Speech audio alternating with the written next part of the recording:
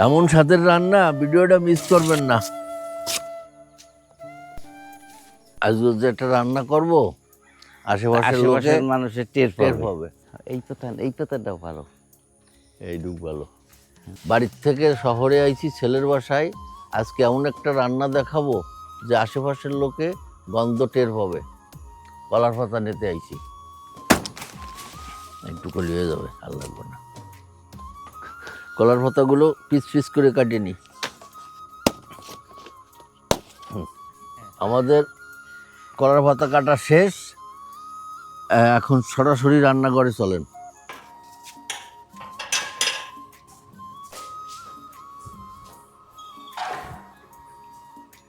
মাছ আর পাতা এই সরাসরি আপনাদের এখন রান্নাটা দেখাবো। কলার পাতায় মাছ ভাজি করা হবে। এই যে সাগরের মাছ আর এই লাইট ছোলা। আমি এমনি ছোটবেলা থেকে দোকানদারি করছি, রান্না বান্না মোটামুটি বুঝি। ছেলের বাসায় বেড়াইতে আইছি, গ্রাম্য রান্না কিভাবে করি সেইটা করিয়া ছেলেরে খাওয়াবো। এবার কলার পাতায় তেল ঝাল ঠিকঠাক মতো দিয়া পাতায় সাজাবো।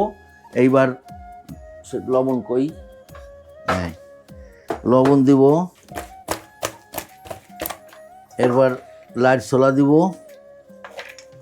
এবার হলুদ দিব, মরিচের গুঁড়া, এইবার কুচো মরিচ দিই, রসুন, এই পেঁয়াজ। এখন সুন্দর করে মাখাইয়া পাতায় দেব। সুন্দর করে তেল টেল দিয়া মাখাইতে হবে সুন্দর করে। মাছগুলো আলাদা করে নিই, তেল টেল আরও দিতে হবে।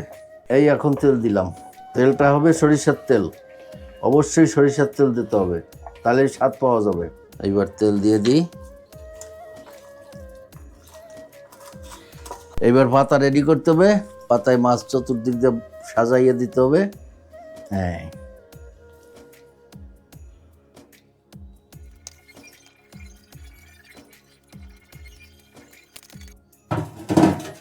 এইবার লাল ছোলা এই মাঝখানে দিয়ে দিলাম। এই যে যেভাবে দিলাম এইভাবে আপনারা দিয়া ভাজি ভাজি করে খাইয়ে দেখবেন, অনেক স্বাদ হবে। এই যে ঠিক মতো সাজাইয়ে দিতে হবে। এবার ঢাকনা দিয়ে ঢেকে দেবো।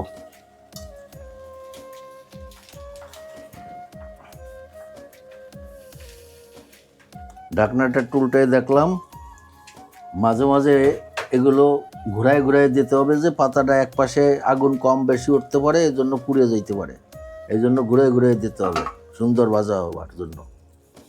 হ্যাঁ